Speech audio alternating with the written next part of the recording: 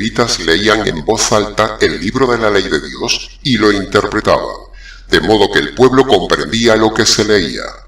Procura con diligencia interpretar bien la palabra de verdad.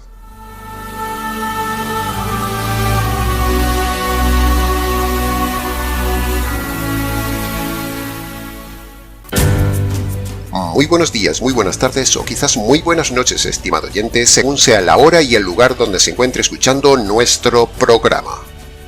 Les habla nuevamente el pastor bautista Nikos Ricoy, director del programa Encuentros y del Ministerio Tinajas, llenando siempre a cada persona que nos escucha con el agua fresca, verdadera y limpia de la palabra de Dios desde aquí en España para el triple continente hispanoamericano.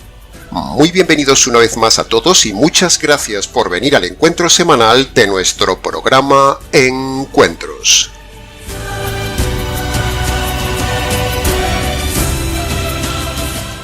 Una de las más importantes leyes de la hermenéutica, es decir, una de las leyes de la interpretación bíblica, es la poco conocida ley de la inferencia, una ley imprescindible para llegar a una correcta interpretación lógica de cualquier doctrina o cualquier tema de la palabra de Dios. Este será el tema de hoy.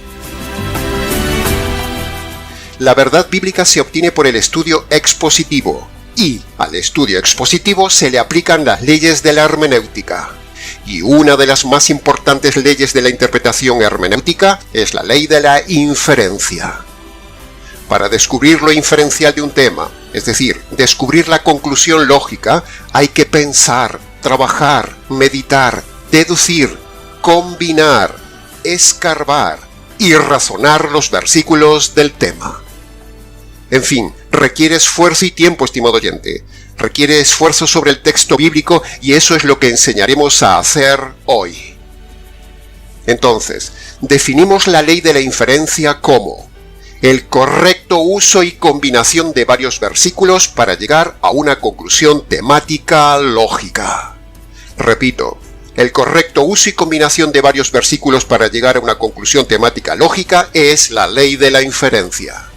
O dicho en palabras más sencillas, es saber combinar y razonar correctamente los versículos para obtener la doctrina correcta. Sin lógica no hay fe correcta, estimado oyente. Aquello que decían los antiescolásticos de la Edad Media, de que la fe y la razón están en contraste, es mentira. O que la razón debía estar sometida a una fe ciega, todo eso es falso. Al contrario. Vemos en la Biblia que Dios quiere que usemos la razón para llegar a la fe doctrinal correcta y eso se hace por medio de la aplicación de la ley de la inferencia. La ley de la inferencia nos hace razonar para que luego podamos creer con toda seguridad. Nosotros somos plenamente escolásticos. Razonamos y hacemos razonar para llegar a la doctrina correcta y a toda la verdad.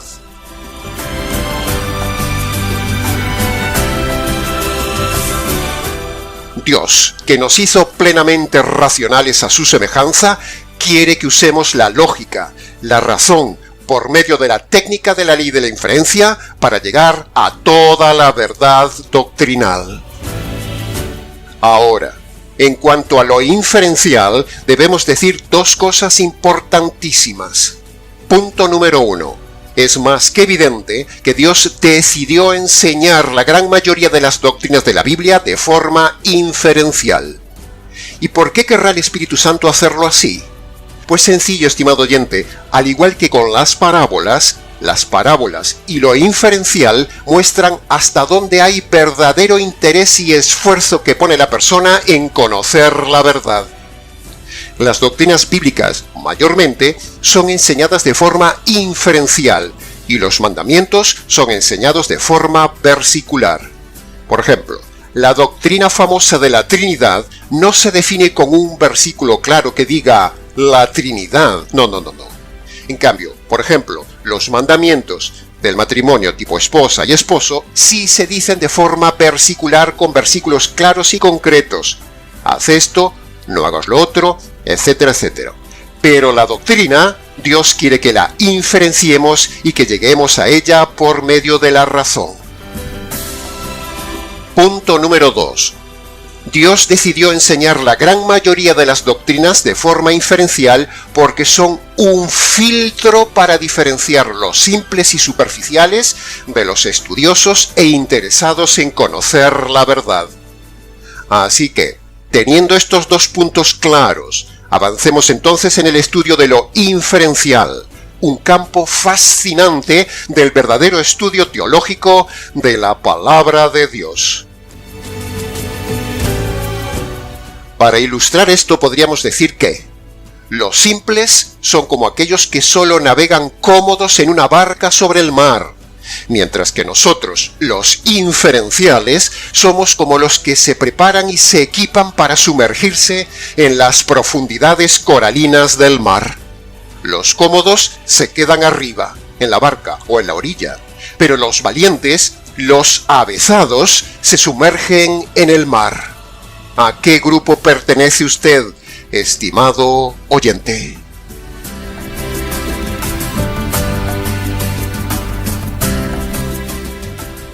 Cuando alguien nos dice, «Pastor, deme un versículo que demuestre esta doctrina».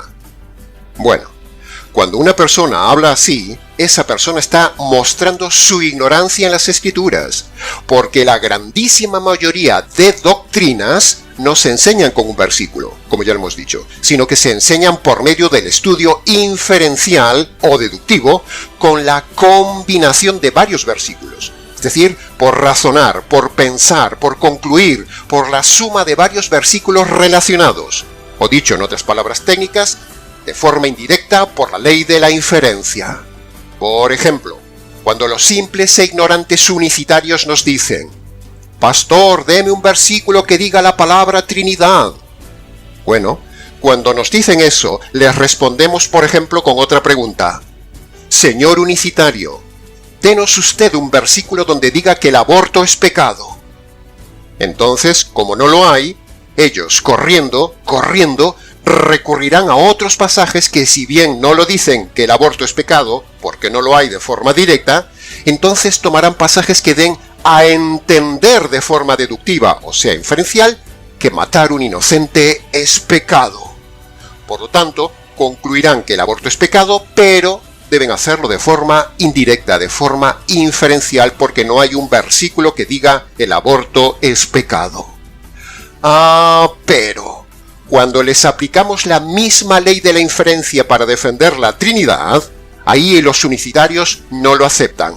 Solo exigen un versículo que diga Trinidad, sin darse cuenta que la Trinidad es una doctrina inferencial y no una doctrina versicular. ¿Ve lo importante que es estudiar la ley de la inferencia, estimado oyente, para no ser simple ni engañado por las sectas? Las inferencias son una parte común de la vida diaria, estimado oyente. Lo usamos constantemente. Y también son del lenguaje de todos nosotros cada día. Lo usamos a diario. Muchas cosas de las que decimos cada día no se dicen claramente. No se dicen de forma directa. Se infieren, se dan por hecho, se dan por sentado, se sobreentienden sin decirlas de forma directa. Las inferencias son deducciones o conclusiones que, con el sentido común y la razón, llevan a una persona a sobreentender la verdad de un tema sin decirla de forma directa. Bien, habiendo planteado esto y esperando que le haya quedado claro, entremos ahora en algunos ejemplos de esta importante ley de la hermenéutica que nos permita comprender mejor el tema. Pero antes de entrar en los ejemplos, escuche primero esto que voy a decir. La famosa palabra hermenéutica significa el conjunto de leyes que se usan para sacar una doctrina. La otra famosa palabra, exégesis, es la interpretación que surge de usar correctamente las varias leyes de la hermenéutica. Y luego hay otra palabra que se llama la eisegesis, que es lo que hacen todas las sectas y las religiones. Es decir, eisegesis es usar mal las leyes de la interpretación y forzar el texto para que el texto diga lo que ellos quieren que diga, no lo que fluidamente dice el texto. Y así sacan las doctrinas erradas. Si las sectas y religiones usaran correctamente la ley de la inferencia, entonces no habría diferentes sectas ni religiones ni diferentes interpretaciones. Pero. Esto pasa porque detrás de las sectas, religiones y diferentes interpretaciones hay dos puntos claves, estimado oyente. Punto número 1. Las diferentes sectas e interpretaciones existen por no usar correctamente la ley de la inferencia, la ley de la lógica. Y punto número 2, por el orgullo. Sí, ha oído bien. El orgullo es otra de las claves de que haya sectas, religiones e interpretaciones diferentes de un tema. Cuando le dice usted a alguien que tiene una doctrina errada y usted se lo demuestra de forma lógica, aunque su razón le demuestre la verdad, entra en juego el segundo factor, el orgullo. El orgullo frena, anula y tapa la razón. El orgullo no permite admitir que estaban equivocados, y entonces eso los lleva a quedarse en la secta, en la religión y en su interpretación errada. Y entonces, luego van camino de la condenación. El abismo eterno está lleno de orgullo doctrinal errado.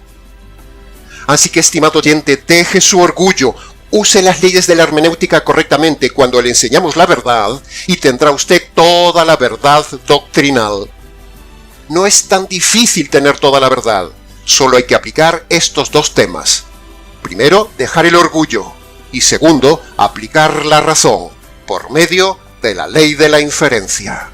No se juegue la eternidad, estimado oyente. La verdad tiene que estar en alguna parte del planeta.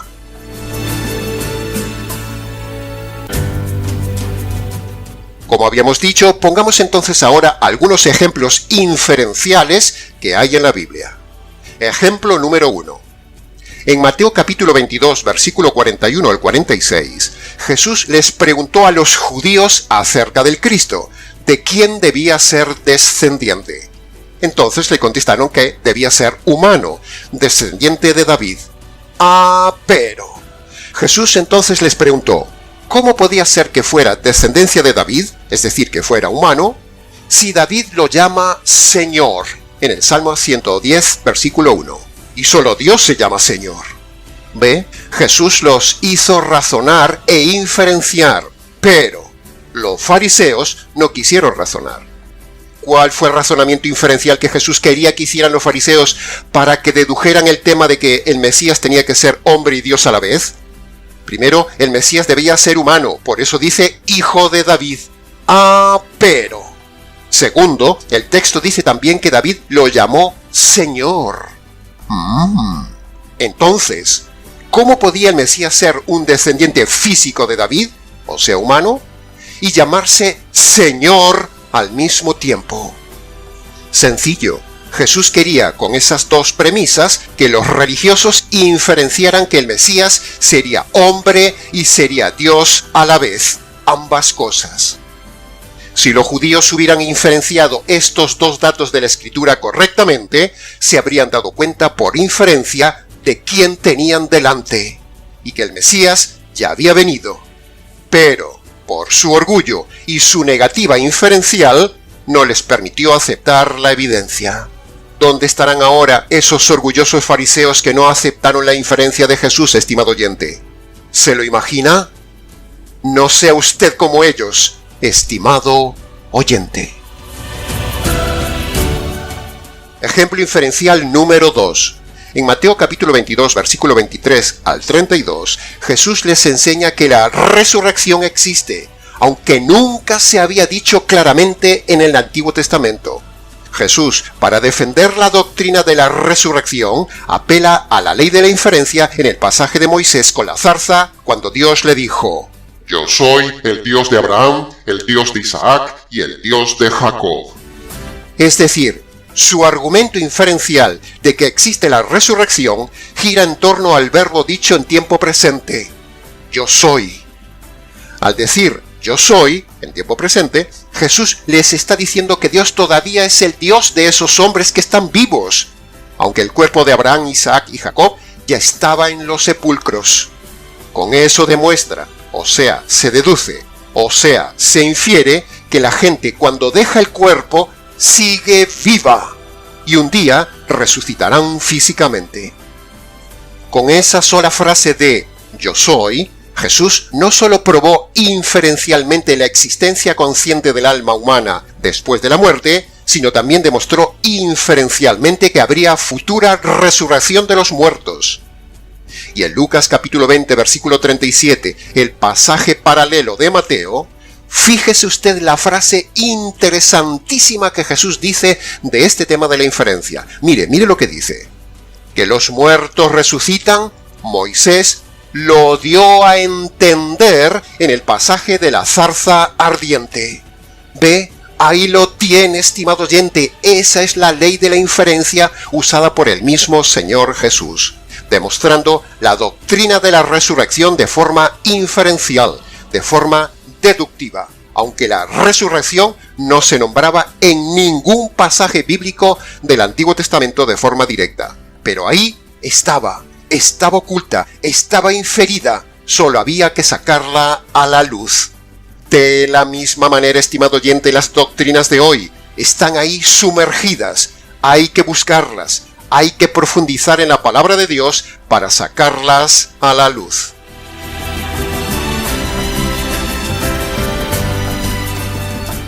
Pasemos ahora al tercer ejemplo inferencial.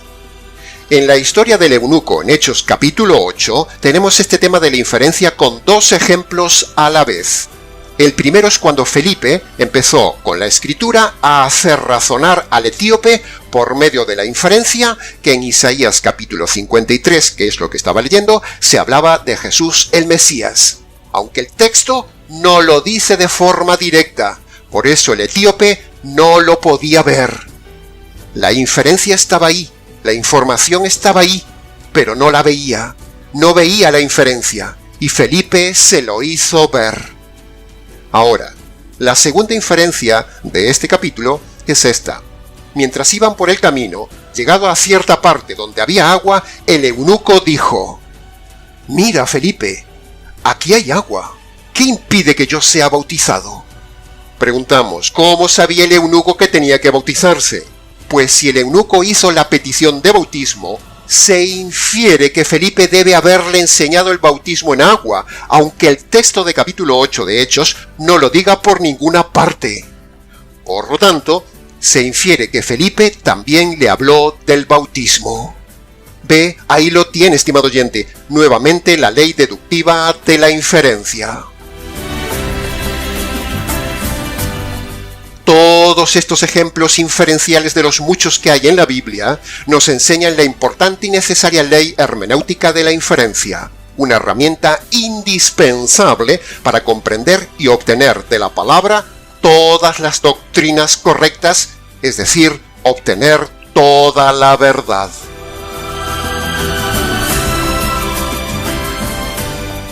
Escudriñar las Escrituras, pero sin usar correctamente las leyes de la interpretación bíblica, es estar abocado a caer en el pantano de las doctrinas erradas, de caer en las sectas y en las religiones. Por ejemplo, la moderna iglesia emergente, el movimiento misionero mundial, los calvinistas reformados, los anglicanos, los católicos, los unicitarios, la secta de los estudiantes de griego, todas las iglesias pentecostales o carismáticas, la Iglesia de la Luz, la Iglesia Universal, los del G12, los de la teoterapia, los de Pare de Sufrir y Solo Jesús, la secta de Witness Lee, los adventistas, los presbiterianos, los de las iglesias de Sanidades, Prosperidad y Milagros, todas las iglesias que tienen apóstoles y todas las iglesias que tienen pastoras y mujeres líderes, los arminianos, los pelagianos, los luteranos, las asambleas de Dios, los bautistas liberales, los divorcistas, la secta de la cienciología, la iglesia cuadrangular, los masones, los mormones, los mesiánicos y el judaísmo, los metodistas, la iglesia de Dios ministerial, la iglesia de la luz del mundo, el ejército de salvación, los mal llamados testigos de Jehová, la Iglesia de la Unificación y un largo etcétera. Todas estas sectas fallan en los mismos dos puntos que le hemos dicho antes. No usan correctamente la ley de la razón, la ley de la inferencia, y el orgullo, cuando uno les muestra su error doctrinal. La verdad está en quienes interpretan todas las doctrinas bíblicas correctamente, estimado oyente, porque el Espíritu Santo guía a toda la verdad por medio de la ley de la inferencia que usó el mismo Señor Jesús. Si el Señor Jesús usó la ley de la inferencia, enseñó la verdad y denunció concretamente a 4 sectas de su tiempo, fariseos, herodianos, escribas y saduceos, nosotros hacemos exactamente lo mismo. También usamos la ley de la inferencia, denunciamos las sectas de nuestro tiempo y enseñamos la verdad. La verdad tiene que estar en alguna parte del planeta, estimado oyente. Alguien tiene que tener toda la verdad, porque el Espíritu Santo tiene como meta guiarnos a toda la verdad por medio de la ley de la inferencia, una ley que él mismo ha diseñado y aplicado. Ahora, llegados hasta aquí, nos preguntamos, estimado oyente, ¿cuál es la mayor doctrina inferencial por excelencia que sobresale entre todas las doctrinas inferenciales de la Biblia? ¿Cuál? Pues si nos conoce, estimado oyente, sabrá que la respuesta es siempre la misma. La mayor doctrina inferencial de la Biblia es el Evangelio jurídico. Siempre volvemos al mismo punto, estimado oyente. Todo estudio de la Biblia que damos, todo tema doctrinal que damos, todo tema que enseñamos, todo debe converger en el Evangelio. Y el tema de hoy, la ley de la inferencia, no podía ser menos.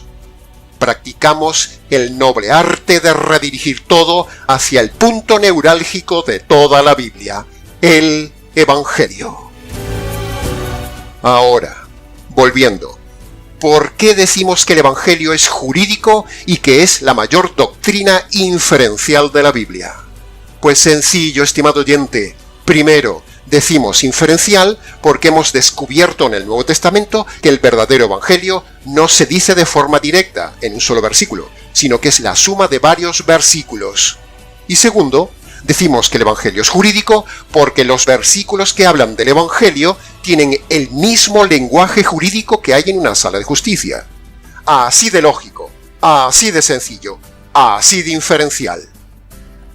Mire, se lo vamos a demostrar. Así que preste atención a la pantalla, razone, síganos e infiera con nosotros nuestra tesis y aplíquenos la ley de la inferencia. En una sala de justicia hay un juez. En el Evangelio, Dios es el juez.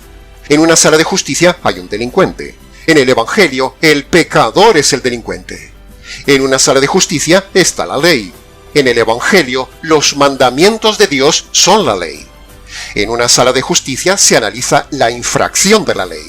En el Evangelio, los pecados son la infracción de la ley. En una sala de justicia hay un veredicto. En el Evangelio también hay un veredicto. El hombre es culpable. En una sala de justicia se imparte justicia. En el Evangelio se revela, se muestra la justicia de Dios. En una sala de justicia se desarrolla un juicio. En el Evangelio, lo que le espera al hombre si no se convierte es el juicio. En una sala de justicia hay una condena. En el Evangelio, lo que merece el hombre es la condena eterna. En una sala de justicia hay testigos. En el Evangelio, las personas que hemos ofendido son los testigos de nuestros pecados. En una sala de justicia hay un fiscal. En el Evangelio, el predicador debe hacer de fiscal. En una sala de justicia hay un abogado. En el Evangelio, el Señor Jesús es el abogado. Y por último, ¿cuál es el ministerio del Espíritu Santo, estimado oyente? ¿Cuál? El ministerio del Espíritu Santo es un ministerio netamente jurídico. Convencer al mundo de pecado, es decir, delitos, justicia y juicio. 3 elementos netamente jurídicos. Ahí lo tiene. Queda así una vez más contundentemente demostrado, por inferencia, que el Evangelio, por el lenguaje jurídico de sus versículos, es una cuestión jurídica y así es como nosotros lo predicamos a los hombres.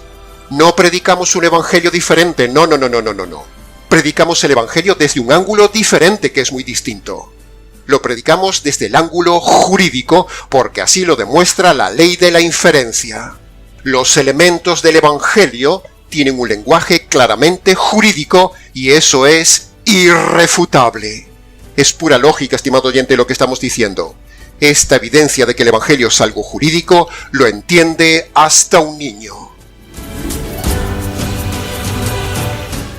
Bien, entonces, llegados hasta aquí con la exposición y enseñanza breve del tema de hoy, la ley de la inferencia, preste ahora atención a los 5 puntos resumidos e inferenciales que usted debe creer de este verdadero evangelio jurídico que perdona sus pecados y los salva para siempre. Punto jurídico e inferencial número 1. La Biblia dice que todo hombre debe reconocer que es un delincuente culpable ante Dios por causa de los delitos cometidos en toda su vida por haber roto las leyes de Dios.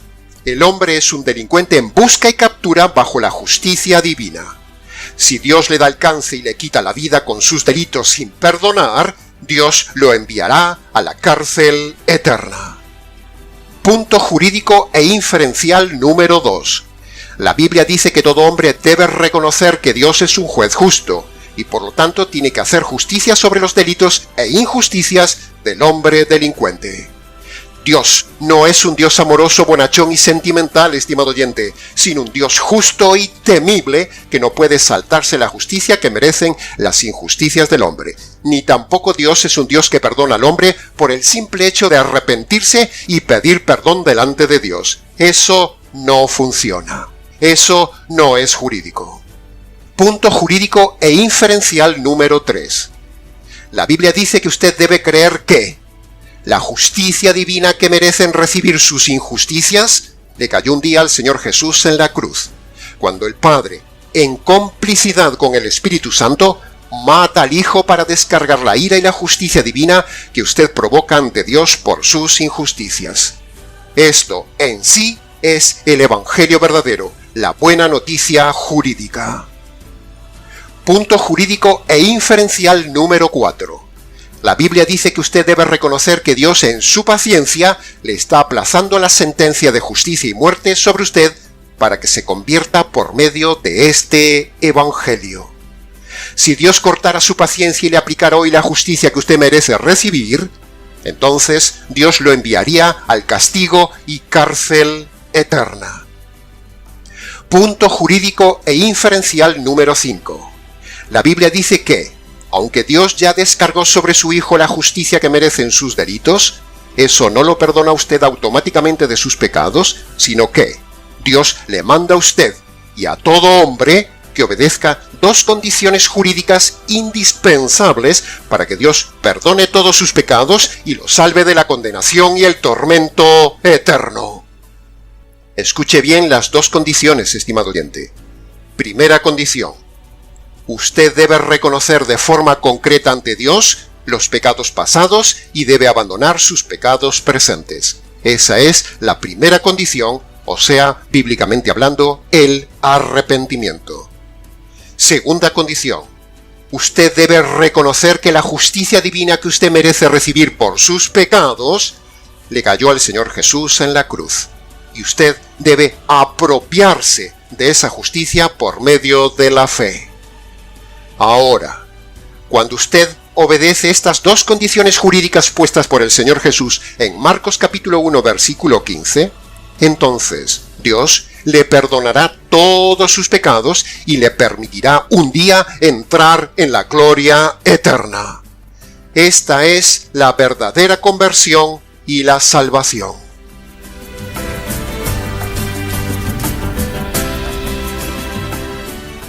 Así que ahora, una vez más, antes de terminar, le invitamos a que vaya al secreto de su habitación, estimado oyente, y allí, si puede, póngase de rodillas ante Dios, descálcese en señal de reverencia, y allí, en sus palabras, obedezca esas 2 condiciones que pone Jesús en Marcos capítulo 1 versículo 15.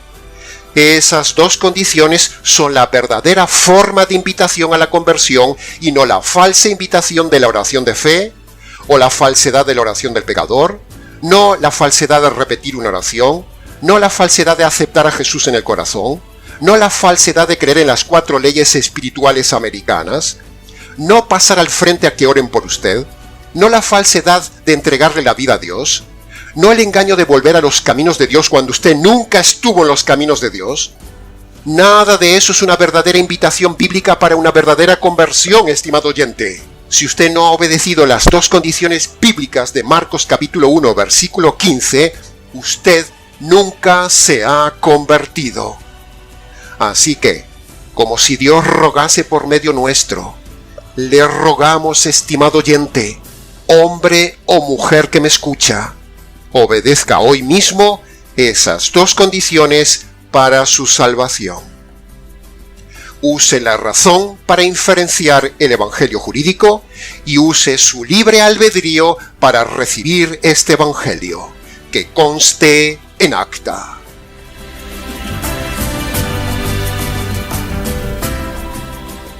Y hasta aquí, estimado oyente, con el nuevo mensaje doctrinal del día de hoy, la ley de la inferencia. Mucho más se podría haber dicho del tema, pero se infiere que con lo dicho es suficiente. Para preguntas, comentarios y demás, si quiere, escríbanos nicos@gmx.es. Les ha compartido la verdad, solo la verdad y nada más que la verdad inferencial, este expositor bíblico, Nikos Ricoy, desde aquí en España para todo el mundo hispanoamericano. Será entonces con el gusto de siempre, hasta nuestro próximo programa Encuentros.